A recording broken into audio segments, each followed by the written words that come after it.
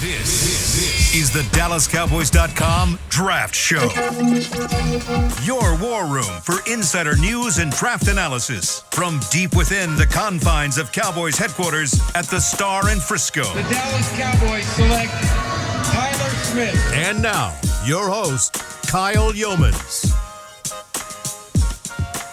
Today is Wednesday, February 8th, 2023. We are now just 79 days away from the NFL Draft in Kansas City. The Senior Bowl is now in the rearview mirror.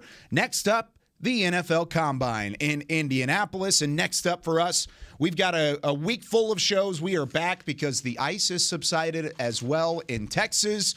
So we're glad to be back here on the Draft Show presented by Miller Lite. As always, Aisha Morrison. We do not have Brian Broaddus nor Bobby Belt today. Sad day, because they're both having some fun out at the Super Bowl in Glendale, Arizona. But we will have them on tomorrow. Instead of Brian and Bobby, we are happy and delighted to welcome back to the show one of the Draft Show originals, Mr. Dane Brugler from The Athletic. Dane, how's it going, my friend? Welcome back. Let's make a scene. No, it's going well. Always a joy to hop on with you guys. So this is gonna be fun. I can't wait. Well, we're gonna pick your brain here over the next 45 minutes, absolutely. But first, tell us, how are things going? I mean, you're in the middle of your busiest time of the year, really ramping up and getting the beast taken care of, which, of course, is a must-read for anybody around the draft whenever it does release. But everything going well for you in this journey again?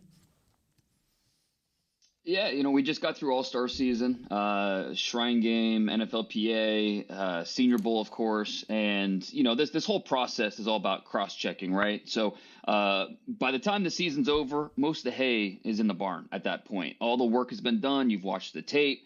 Now it's the chance to cross-check what you thought, and that's what all these events are for. The All-Star games, the Combine coming up here in a little bit. The official Combine invite list just got released today. So, I don't think there are any big surprises on that, but, it's just another step in the process. So, and then after the Combine, obviously pro days, workouts. And so, each step tells us something. It helps us out as we go through this process of trying to figure out this draft class, who's going to be a fit for which team, especially the Cowboys. It's a lot of work, but it's also a lot of fun. So what year is this for you now covering the draft? Are you in the double digits yet? And the fact that you've already gotten to where you are is remarkable. I mean, the path that you have blazed for yourself has been so fun to watch. But where does this draft class kind of rank for you in terms of the ones that you've seen to this point? Yeah, I just got home from Mobile, and I was counting the years. That was my 12th year going to the Senior Bowl. So, yeah, we've been doing this a long time.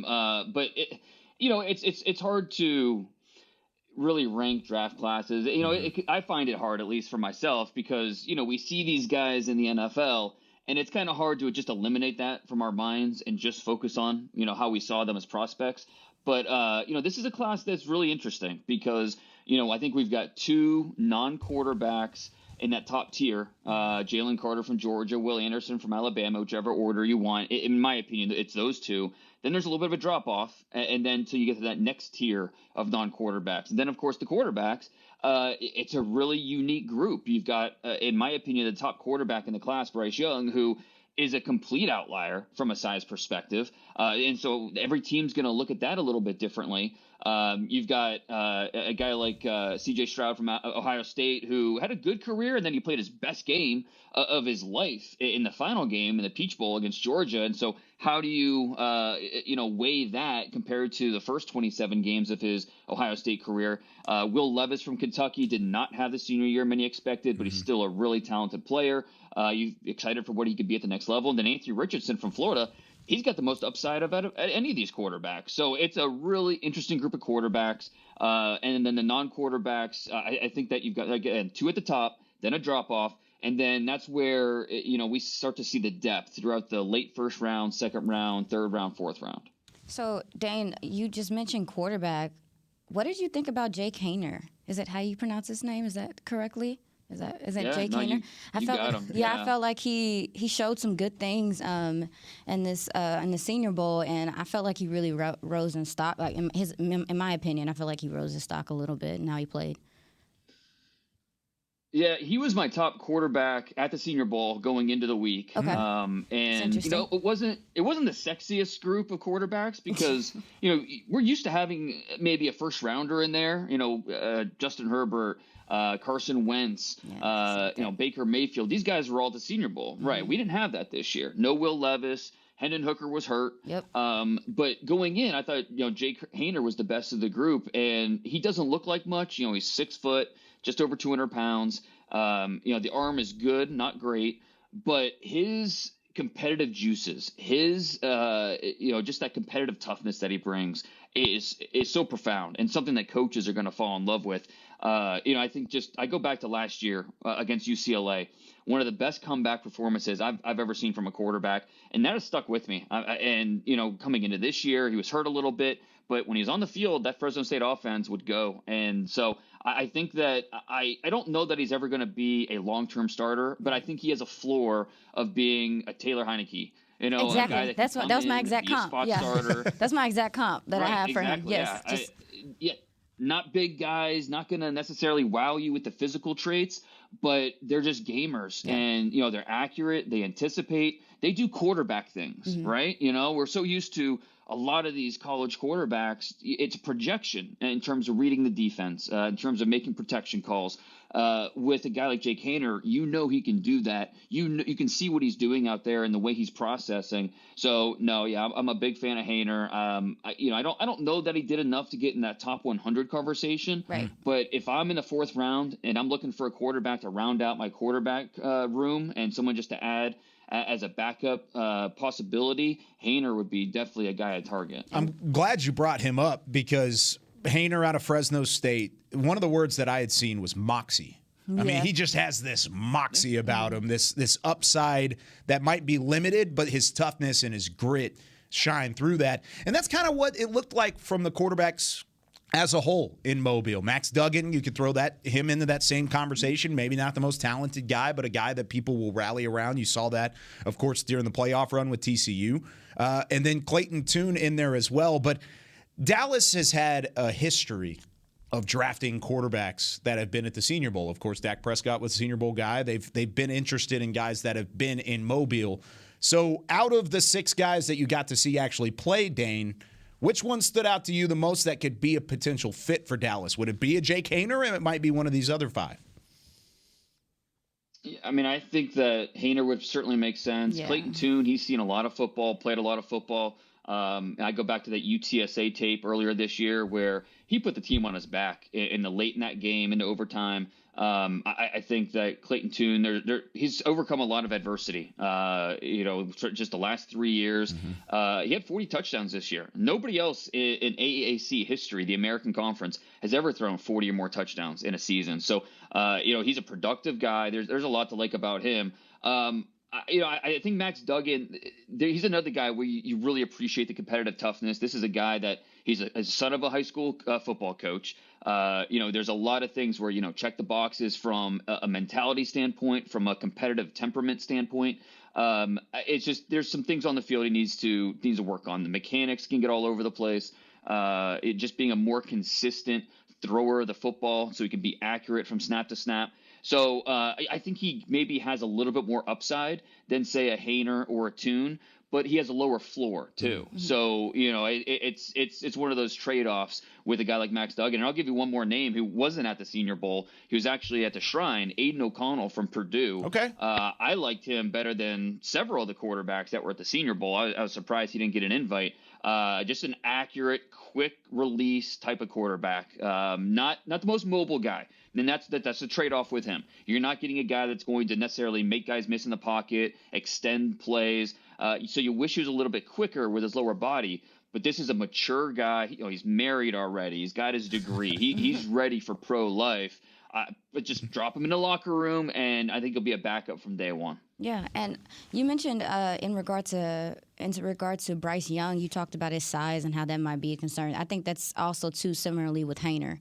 is that he's a smaller guy. You worry about how is he gonna perform, with big linemen around him, whatever the case may be, his escapability, whatever. So I just wanted to add on that I feel like that might be a reason why maybe he's not picked super early as well, because it's his size and that being a big factor for the position.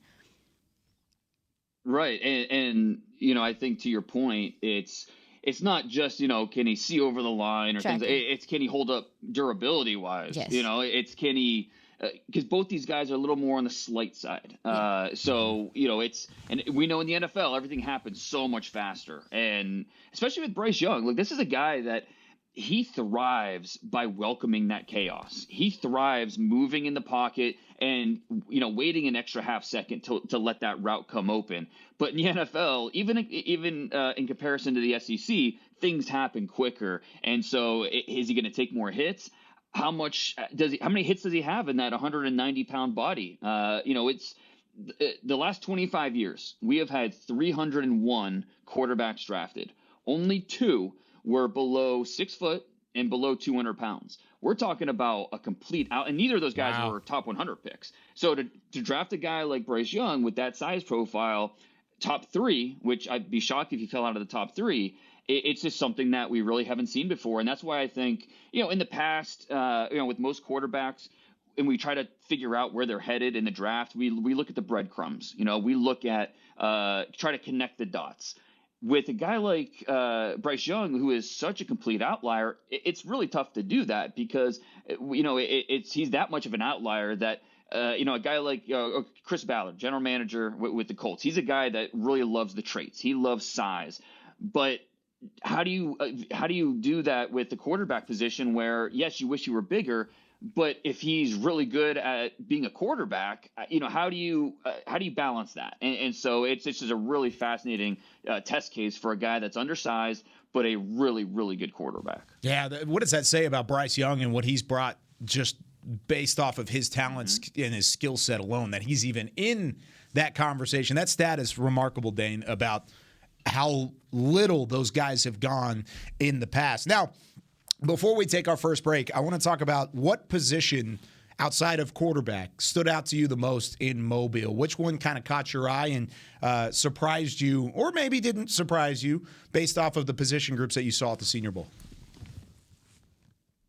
I think wide receivers, that's the sexy position in Mobile. That the guys that really have a chance to shine. Jaden Reed was very good at Michigan State. That Michigan State offense it really struggled this year without Kenneth Walker, and so I don't think his senior tape really did him justice. But you go back to his junior tape, and that's where you see why a lot of scouts gave him that 3rd round grade coming into this year.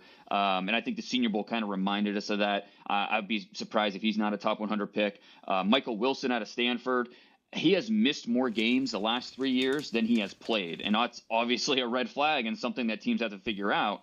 But for his size, 6'2", 215, moves really well, catches the ball through traffic. There's a lot to like about Michael Wilson. It's just durability wise, what's the price tag? Where do you draft a guy like that? So the wide receiver stood out.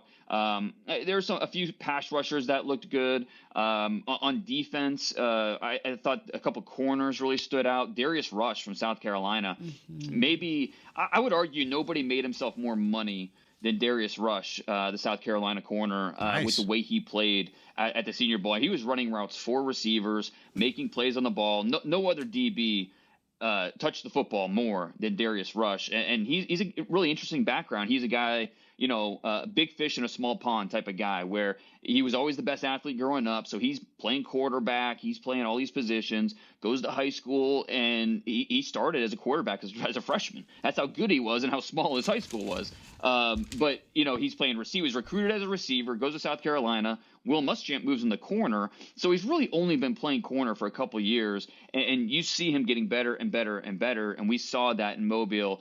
He was also the fastest player at the Senior Bowl, according to Zebra Technologies, their on-field testing. He was over 21 miles per hour.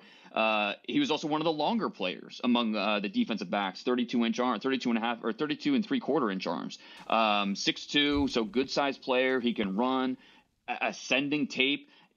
I worry about him as a tackler, but I know he has the size, the speed, and the coverage ability. And when you have that, that's going to get you drafted somewhere on day 2 probably. Yeah, so for me, I really am trying to focus more on offensive line and understanding what those guys are doing. And I felt like it was good to see some of these offensive linemen who I think it's an interesting class because I feel like a lot of these guys are not long in the tooth, but to college standards maybe they are, because you have more juniors to me and seniors that stayed, and I feel like that's valuable for the offensive line position just because those guys get more time. And so I was looking at John Michael Schmitz. Really, he stood out to me.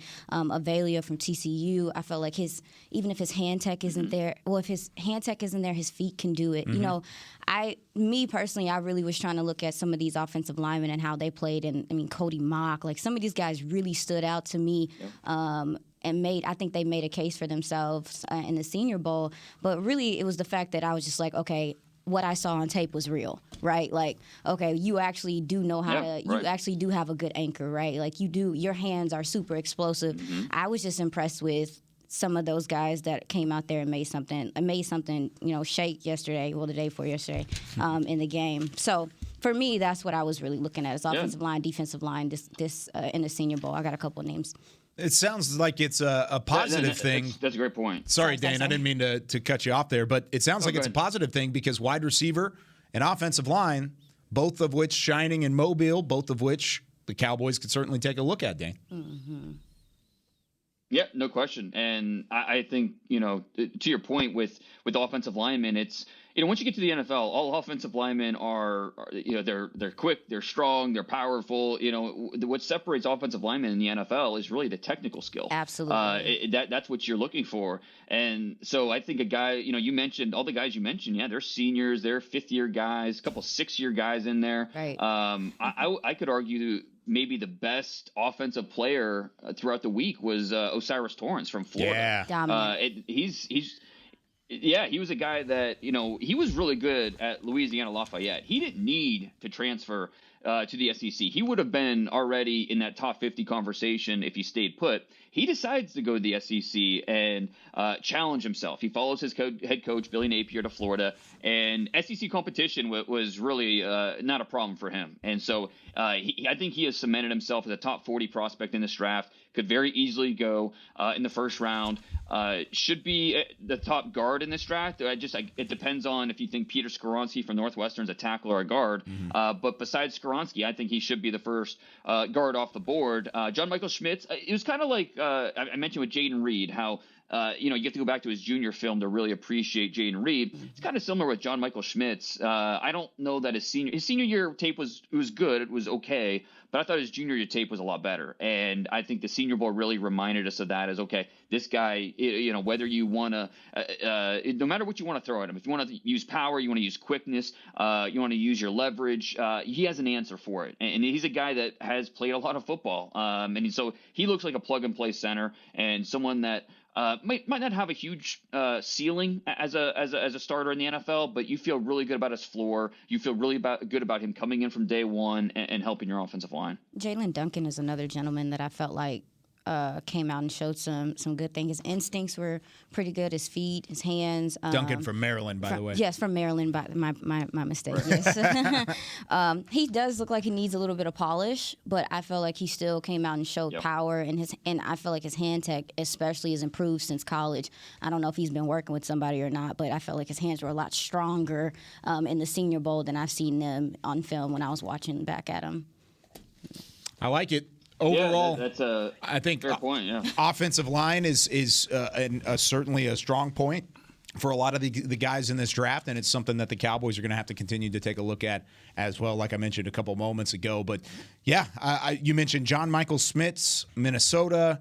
Matthew Bergeron from Syracuse, he had a good week as well. Osiris Torrance out of Florida, and then Steve Avila out of TCU. Lots of offensive lineman talk here to open things up. But when we come back, we're going to do some Twitter on the 20. How could the most recent Cowboys hires influence their draft strategy? We'll talk about that when we come back with more Draft Show presented by Miller Lite.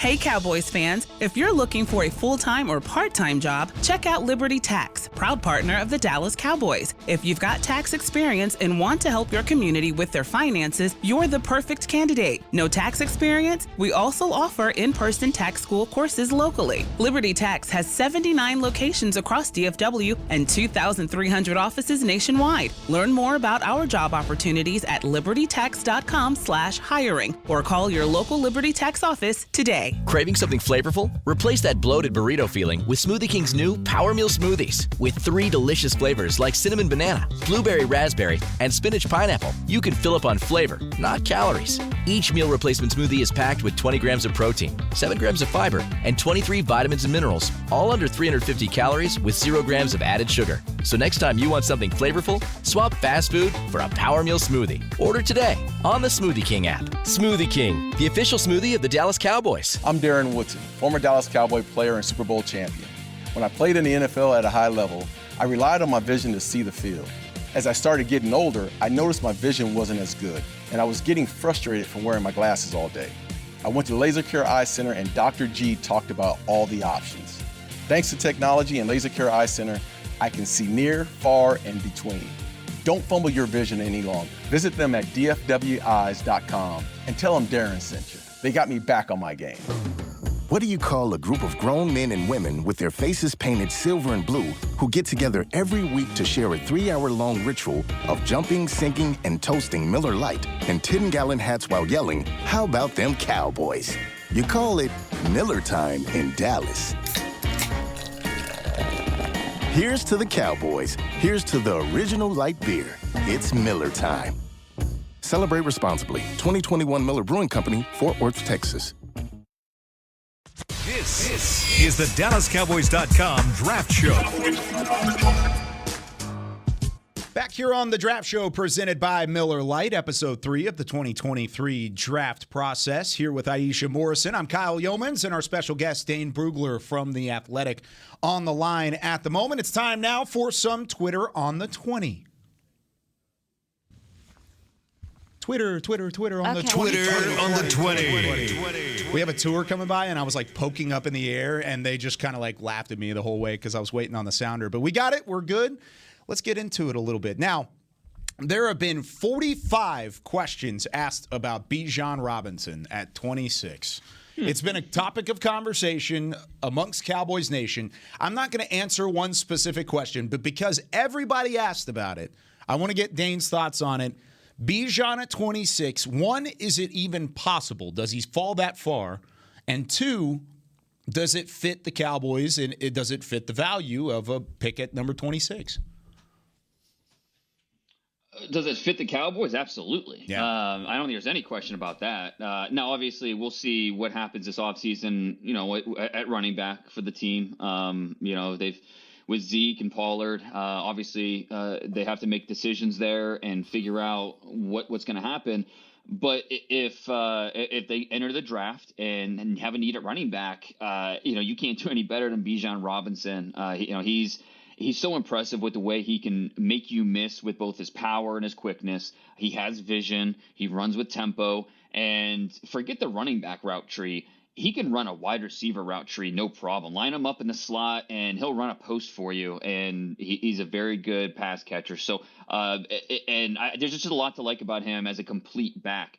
Now, and we're talking about, later in the first round, so we're not talking about a top 10 pick here. He at least should be part of the conversation. Now, I think that, all right, well, first will he be there? And I think there's a good chance he is. When you do a mock draft and you go through the first 25 picks, it's hard to find a really logical landing spot for him. A team that really needs that running back that, would conceivably take him in the first round. So I think there's a good chance he is still available after the first 25 picks. Now, is the value there? Should the Cowboys do that? That's where it is a debate. And I don't know that there's necessarily an absolutely right or absolutely wrong answer here. It's more about,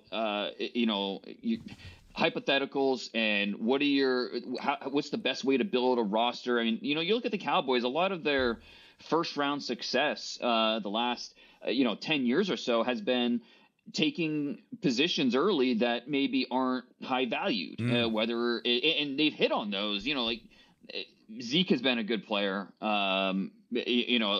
especially on his rookie contract. And you think about Zach Martin, you think about some of these other positions they've drafted first round, they've hit on those. But is it, and this is philosophy, more a philosophy question when you look at the draft and what you want out of your first round pick, should you be going for that high floor? You should be, going for more of a high ceiling prospect at a premium position, whether that's corner, pass rusher, offensive line, if you can find a stud receiver in the late first round. So, I think it's a philosophy that the NFL is constantly evolving. Front offices and the way they think are constantly evolving. Will McClay does such a good job of kind of spearheading all of that and, putting the Cowboys in position to, build the board and really target what they need. So where we are right now, this is early February. I will be surprised if Bijan Robinson ends up with the Dallas Cowboys. That would surprise me. But you don't rule it out with the history of how this team drafts. I love it, Dane. Just go ahead and put it out there because half of Cowboys Nation just had their heart drop. Yeah, you're hurting people's feelings. The other half of Cowboys Nation just jumped up in elation. They were just ready to roll. So are we asking which running backs would maybe fit what the Cowboys possibly are doing moving forward? Maybe in the later rounds, probably not at 26. Okay, yeah, obviously. Yeah. Well, I mean, if we're looking at, and the other, sorry, this is a deep running back class, right? It is, yeah. True. No, this is a deep running back class, right? I mean, I'm sure you guys have looked at these guys, and you probably agree. It's just. You don't have to get that guy in the first round. Last year, we only had like 3 running backs drafted the first 90 picks or something. Yeah. This year, it won't be like that. We're going to have, 1, maybe 2 in the first round, 2, 3 in the second round, 4, 5, 6 in the third round, and then there'll be good players. If I can get Eric Gray from Oklahoma in the late third, early fourth round, I'm feeling like I just stole him. So, it's a position that I feel really comfortable waiting on with this draft class that we have this year. Yeah, there's a couple Big 12 running backs that aren't named Bijan Robinson that you should keep your eye on. Both Oklahoma and then another Texas guy who, of course, was at the Senior Bowl in Rashawn Johnson, who had a hand injury, but my goodness, he's a downhill runner as well. All right, second question. Who is the most pro-ready wide receiver that you've seen so far in this year's draft? I'll start with Dane, but I want Aisha's answer on this one too. I would probably go with Jackson Smith and Jigba, Ohio State. Wow, even without the production this year because of the injury? Yeah. Wow. Yeah, it doesn't bother me at all. I mean, this guy, C.J. Stroud over the summer said that Smith and Jigba was the best route runner he's ever played with. And let's remember, he played last year, his wide receivers were with Chris Olave, Garrett Wilson, 2 guys that just went over 1,000 yards receiving in the NFL. And the third guy, and he also plays with Marvin Harrison, and Mbuka's a really good receiver. I mean, Ohio State has just been pumping out those receivers. But C.J. Stroud definitively said Jackson Smith and Jigba is the best route runner he's ever played with. And look, Smith and Jigba is not going to run great. He's going to be a mid 4.5s guy. That's not his game. His game is route running out of the slot. And being a reliable pass catcher. He has really good ball skills. I do wonder if he's a fit for this team because, to me, Smith and Jigba, if you're not playing him in the slot, I think you're misusing him. CeeDee Lamb, I think, does a lot of great things from the slot. Do they want to keep CeeDee Lamb working as an inside receiver, or are they willing to move him outside? If they're willing to keep him on the outside, then I think Smith and Jigba becomes more of an option. But if you want CeeDee Lamb working a lot from the slot, then I don't know that Smith and Jigba is necessarily a fit. So don't get mad at me. I'm not. Don't get mad at me, but I think this guy's a lot of people's favorites. But Tank Dell was very impressive to me. He was impressive to me because I feel like the gentleman just has a feel for the game as a receiver. And when I say that I mean I think he understands a corner sitting on his hip, so let me, flip my hips here, or let me go upfield, let me turn upfield. From he just looks so natural to me as opposed to a lot of receivers that we saw out there that just understood leverage, understood how to go past people, knows how to accelerate, when to accelerate. The hand fighting was there, but the route running, sometimes it seems like he's freestyling. And just for him to be freestyling and getting open in that way, I'm like, this guy with some polish and maybe a little bit more refining could be dominant. To me, he was one of the only gentlemen that looked like he had star power every time he touched the ball. And so I feel like with some coaching, this guy could really get it done. Tank Dell from Houston. Is it Nathaniel? Nathaniel. Nathaniel. Let me say his first name. Nathaniel Tank Dell. His tape is phenomenal. I mean, his tape is fun to watch because he's a playmaker. But, Dane, I was actually going to ask you about him a little bit later in the show, but I'll insert another player into that. Tell me more about Nathaniel Dell and what his overall scouting report looks like, because Aisha's not alone. He impressed a lot of people in Mobile. Oh, no doubt. I mean, he was the most sudden wide receiver at this year's Senior Bowl. The way he can settle, uncover in the blink of an eye is really impressive. He can really scoot, and he can win over the top. He can get open when he wants. And obviously the big thing you worry about is he's small. He's 163 pounds. We've seen, I remember it wasn't, 2 years ago, the kid out of North Texas, Jalen Darden, who, a lot of people liked. I liked him, Dane. Fourth round of the Bucks. Yeah, well, and the size really worried me, and that's Tutu Atwell with the Rams. They took him in the second round. He has not panned out. So I think it's fair to question the size and how that's going to translate. But I do agree 100% with some of his instincts as a receiver. The way he could snap off routes, really, really impressive. So if you're comfortable with the size, I think that you're going to look at Tank Dell as a possibility on day 2. How much bigger is he than CD when he came out? Oh, CD's got 4 inches on him. As far as but are you worried about the height or the weight more than? Probably a little bit of both, right, Dane? Well, because he climbed the ladder quite a few times too. I mean, he doesn't seem like he struggles with high pointing the ball or his hands or anything. So I just wonder, I mean, if he puts on a little bit more size, I guess if he's going to be the same guy. But I just was impressed with just the natural, I'm a receiver. You look at that guy and you just immediately say, that's a receiver and that's a guy that can get open on his own. And I think he would be QB friendly in a way as well. I also think that's the thing. If you're going to be undersized, if you're going to be my size and play wide receiver in the NFL, you better be pretty good. Better be good. And so he is that. No, to your point, he is very good. He's a very good athlete. He catches the ball pretty cleanly for a smaller guy. You do question though, what is the growth potential? Can he get to 170? I don't know. Mm-hmm. I don't know that he can, but I'm not going to say he can't. So.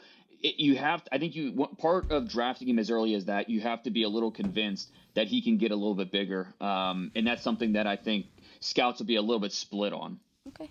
You're a little bit bigger than 5'8", 163, right? Like, you're a little taller than that, Dane. What's your scouting report looking like? If you were measured at the Senior Bowl, what would it come out to be?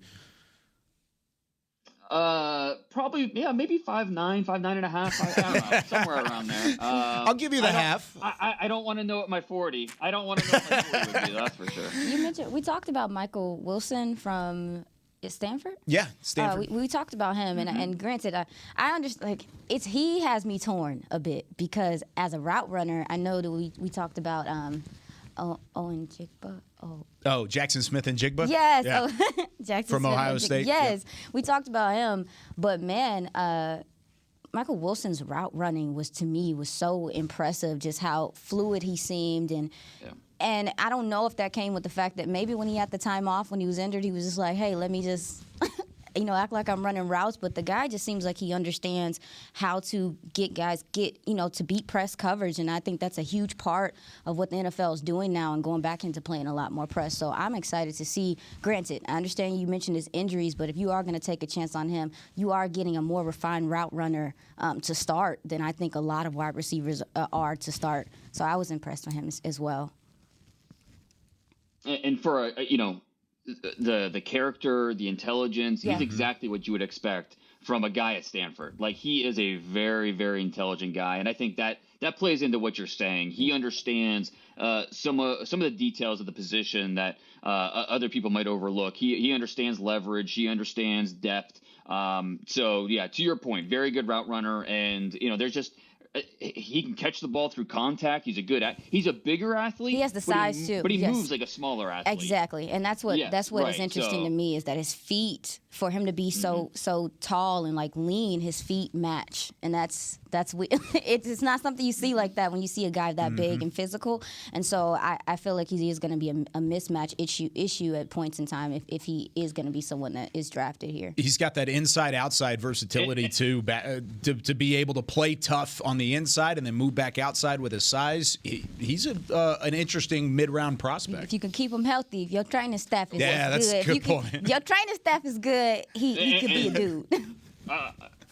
Another reason he's kind of the ideal mid-round target is because he can also give you value on special teams. Yeah. So when you're looking for that number 4 receiver on the depth chart, he just checks all those boxes. And so for the right value, I don't know, what's that, 3rd round, 4th round, wherever he ends up going, you just hope that, and this is where scouts, you're on pins and needles going into the combine, because you're hoping that, the guys that you like, that you gave good grades to, you're hoping the team doctor comes out and gives you the thumbs up that, hey, yeah, he's okay for us. Some teams will use number systems, 1, 2, 3, 4. What number is he? Is he a guy that's going to be a box player? Like, we're not going to draft him, or or is he good enough, or we can work with those injuries, or there's no long-term worries. So a lot of scouts will be on pins and needles waiting for those medical results. And how about Stanford putting a prototypical wideout in Michael Wilson to the Senior Bowl, but also putting in Elijah Higgins, who is a little Debbie cake away from being a tight end. Wow. I mean, 6'2", 230 pounds. I mean, 228 is what he weighed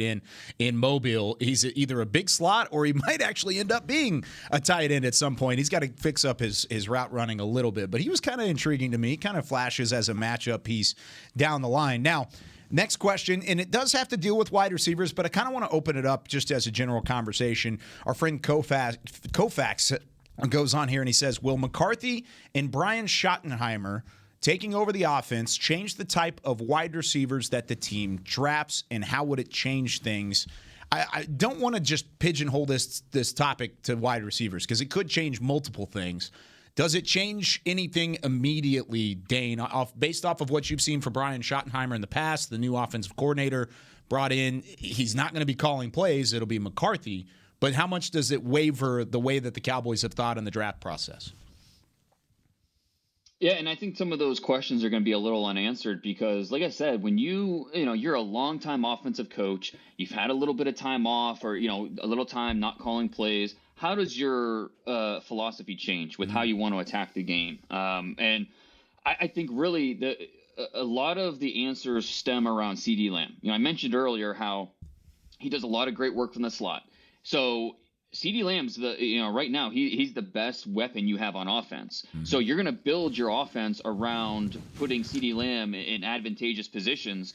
So where's that going to be? Is it going to be 50-50 inside outside? Is it going to be more 80% inside? Where do you want CeeDee Lamb to be? And I think the answer to those questions will dictate what you do around him. So I think that's what you start with CeeDee Lamb. Are you going to be a 12 personnel team on offense? How are you going to use the tight ends? I think a lot of these questions, we can look at what coach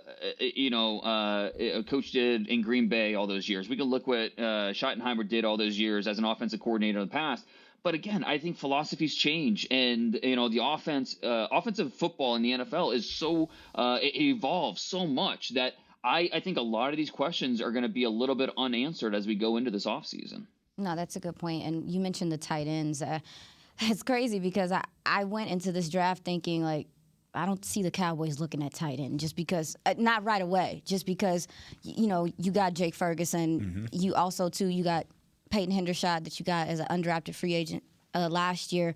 Don't know what's happening with Dalton Schultz. But I was just thinking about it, I was like, well, maybe they could go tight end. Maybe with what you're saying and the way that, obviously philosophies do change and stuff, but tight ends for either one of those gentlemen have been important just for the running game and all the things that they do there. Did any of the tight ends stick out to you, Dane, in the Senior Bowl? Because I had a guy that I thought stood out just because of his blocking ability. Who was your guy? Oh, well, let me go find my notes on him before.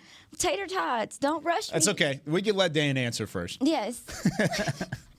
Yeah, for me, Payne Durham. That's that. There he is. There he is. My notes are here. I want to hear what you thought about him. No, yeah. So I feel like he showed the blocking ability is there, but just the fluidity out of the blocks I think is important moving forward, because we're seeing a lot more tight ends that are showing like, hey, I'm blocking here, but I could slip out here and I'm a receiver now, and I think that has value. Also, I don't know if he has a whole bunch of yak ability, but he has the size to break tackles if necessary. He made some pretty dope high point catches also too in the game, and those are the things that stood out last year with Jake Ferguson. I think that's how he got drafted, because to that point, I thought Jake Ferguson was good, but his Senior Bowl is what really made people be like, hey, listen, this guy maybe has some receiver qualities as well. And so Payne Durham kind of sprinkling that onto his ability to block the way that he does, I definitely feel like he's going to be someone that people are looking at, just because run blocking from the tight end position is starting to feel like something that I know this team finds important. They emphasized this year, because you had two rookies coming here that I thought one of them could block pretty well, but then you saw the other one come through and you was like, oh, okay, so we're teaching blocking here. So I don't know, moving forward, I want to keep an eye on him, because I feel like his blocking ability is what's going to really take him over the top, in my opinion. Yep. I agree with a lot of what you said. I mean, his ability to snatch the football outside of his frame, it was really on display during Senior Bowl practices. I thought he did an outstanding job in that area. And this is a guy that he was a 4-year lacrosse player in high school. He only played football his senior year.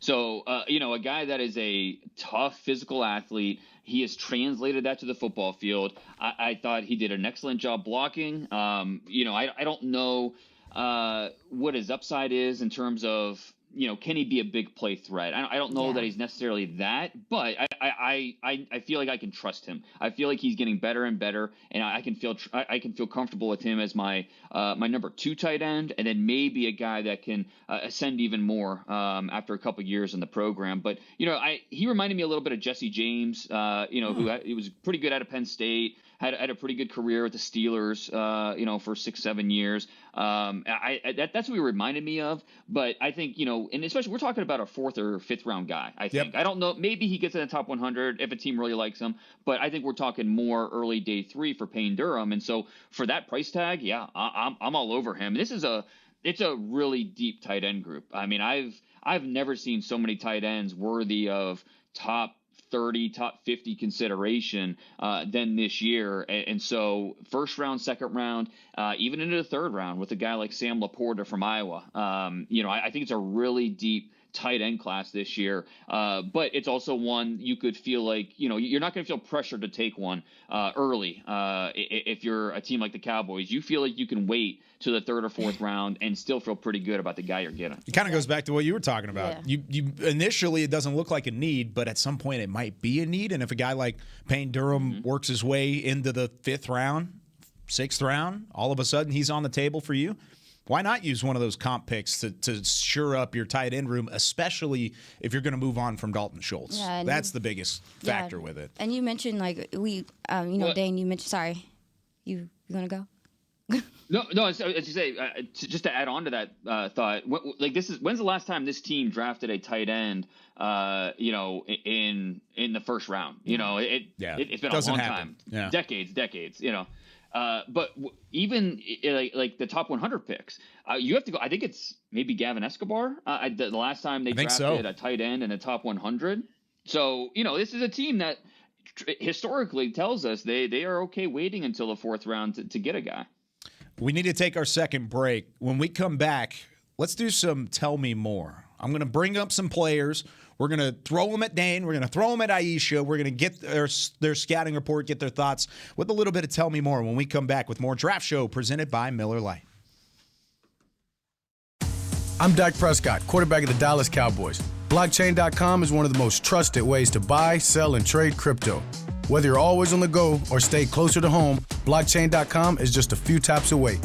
Put the power of crypto in your pocket, so no matter where you are, you can trade on your terms and build a crypto portfolio to fit your life. For crypto pros, rookies, and anyone in between, Blockchain.com makes it easy to own a piece of the future.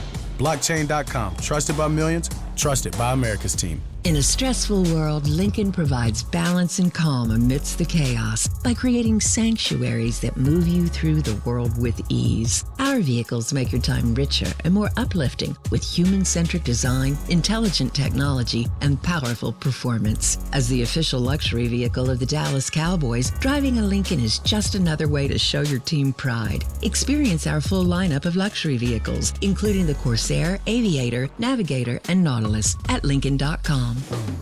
What do you call a group of grown men and women with their faces painted silver and blue who get together every week to share a 3-hour-long ritual of jumping, sinking, and toasting Miller Lite in 10-gallon hats while yelling, "How about them Cowboys?" You call it Miller Time in Dallas. Here's to the Cowboys. Here's to the original light beer. It's Miller Time. Celebrate responsibly. 2021 Miller Brewing Company, Fort Worth, Texas.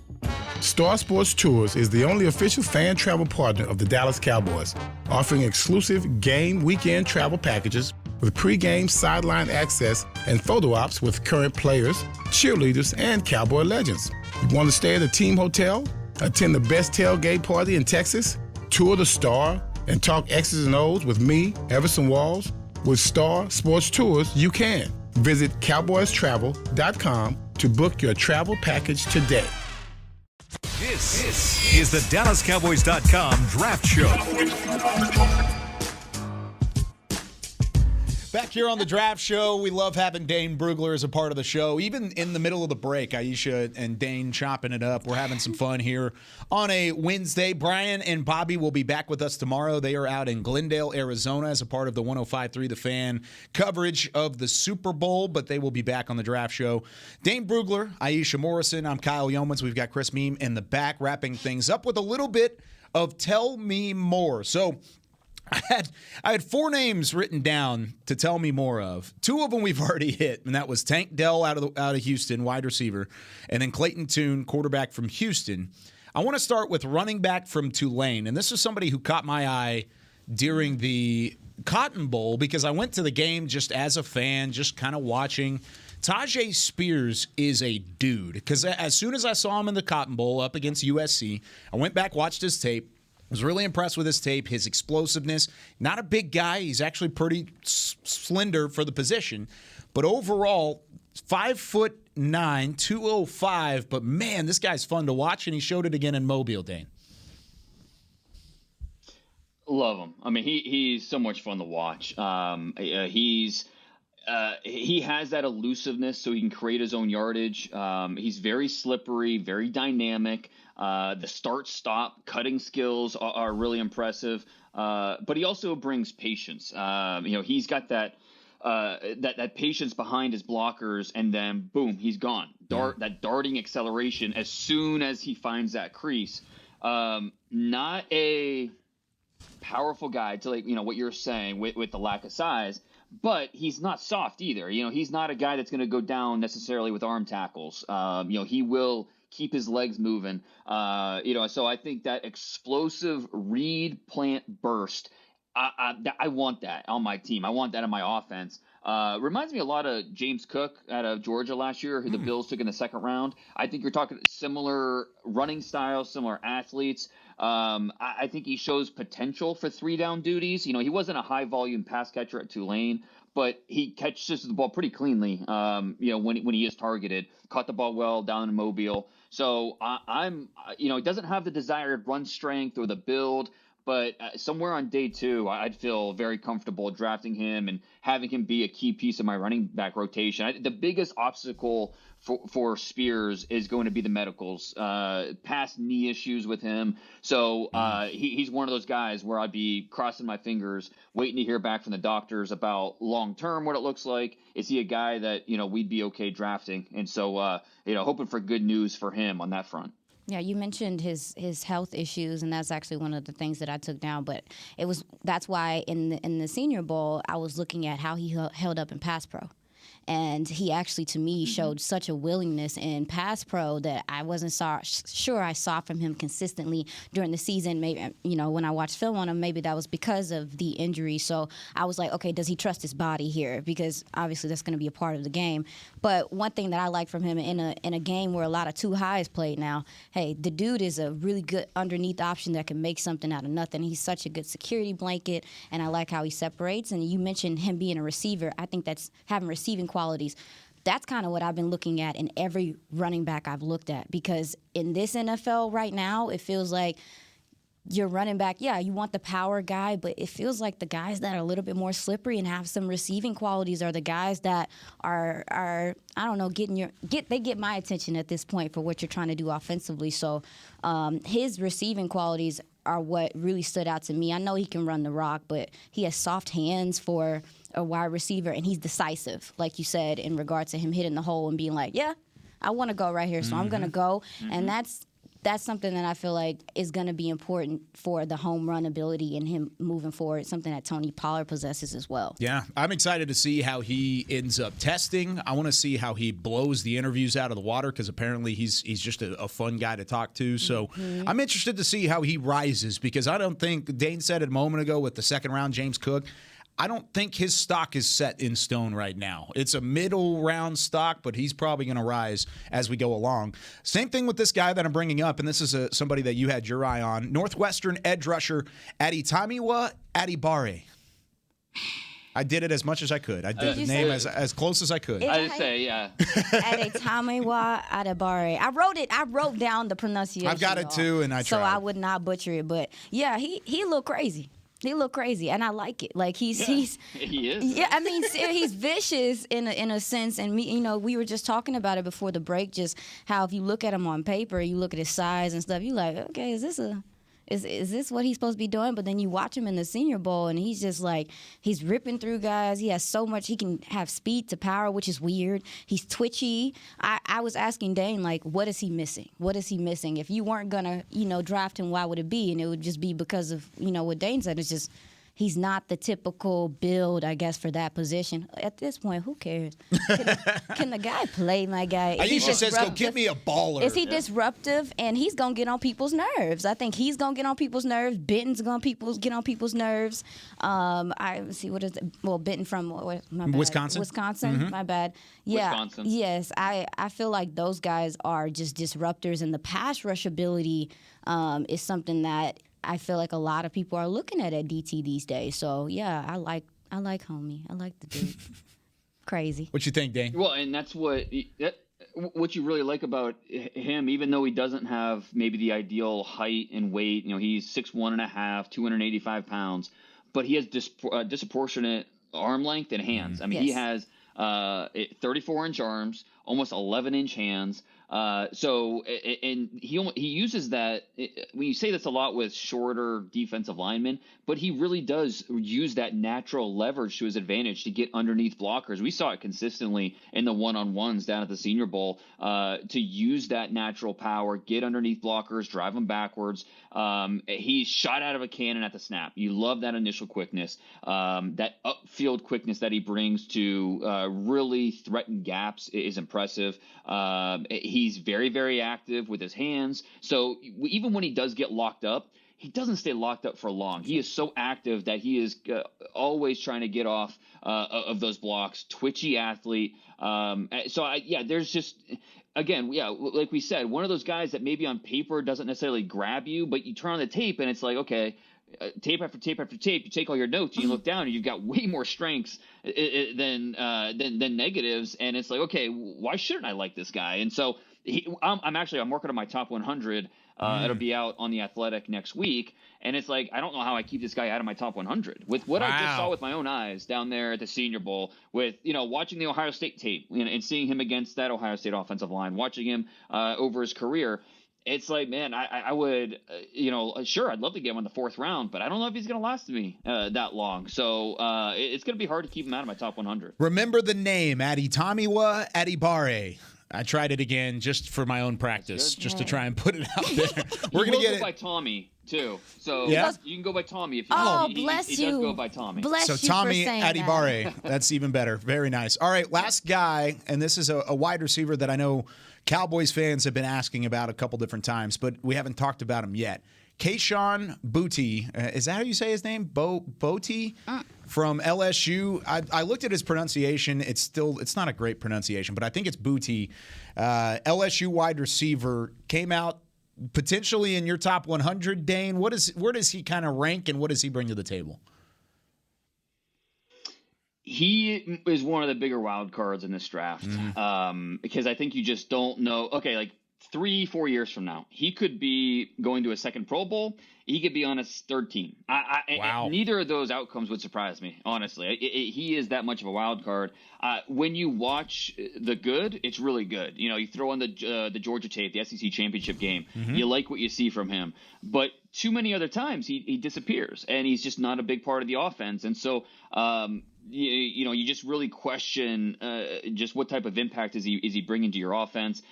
Because of that, I think that good chance that knocks him out of the first 2 rounds, and then it's just about each team and where they would feel comfortable rolling the dice on a guy like this, 3rd round, 4th round, wherever that is. But a couple other things working against them. A lot of teams that I've talked to see him as a slot only guy. A little more drops than you want to see from him, but he's a really good athlete. I think what he does best is after the catch. It's kind of like Jamar Chase coming out of LSU. He was so good after the catch because it's not just speed with him, it's body power and the ability to break tackles and create. Boutte has that as well. So he can take a simple screen and break a few tackles and turn it into a 40-yard gain. So the agility, the acceleration, the body type, all are things that you really like about him. It's just you want to see him be more consistent catching the football. You want to see him be better in contested situations. It's just it's going to be a lot of question marks that teams have that they're hopefully going to get answered at the combine. That like I said, he's just a wild card going into the process. That's what I got written down. I said, don't like how he played through contact. Like that's what I said is, and that's. I mean, I guess that's similar to kind of what you were saying is like the inconsistency is there. Is like there's times I was watching him and I was like, okay, I see him. Okay, where is he? And I haven't seen him for like 10 minutes, So, and I don't know if that's play design, if that's how that is, but I just want him to be more, to insert himself more, just to be more present, through plays, if that's the way to word that. So that's what I had written down for him. Yeah, I didn't have a whole bunch on him yet. And there's some off-the-field concerns. I think there's a couple things there that can maybe come into play at some point. Okay, that makes sense now.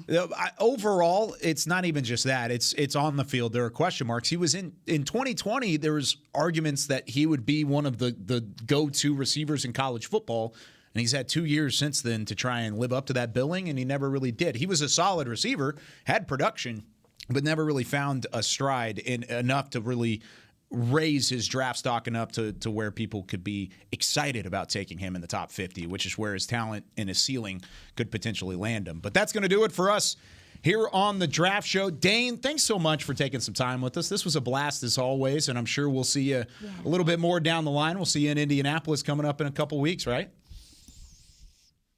Absolutely. No, this was absolutely my pleasure. I appreciate you guys having me on, and hopefully we can do it again. There you go. Check him out on The Athletic. He's got the top 100 coming out. The Beast it's the countdown to the Beast. Are you stressing about it yet? Are you starting to sweat a little bit about when you kicked off the show saying how many days until the draft, I got stressed out a little bit. I did myself. I did. I know, right? Right? Maybe I should take that out. Yeah, that was a stressor. Yeah. I said 43 days. Only for, yeah, it'll be here before we know it. So it's creeping up on us. No doubt about it. Well, we're gonna have some fun here over the next 78 days now. So now we can check this one off the mark. We'll be back tomorrow with Brian, Bobby, Aisha, myself. We'll be here for another hour as we break down some more NFL draft prospects and what maybe Brian and Bobby thought about the Senior Bowl as they're out at the Super Bowl. But for us today, for Chris Beam, Aisha Morse, our special guest, Dane Brugler, I'm Kyle Yeoman saying so long. We'll see you tomorrow with more of The Draft Show presented by Miller Lite. This has been a production of DallasCowboys.com and the Dallas Cowboys Football Club. How about this, Cowboys? Yeah!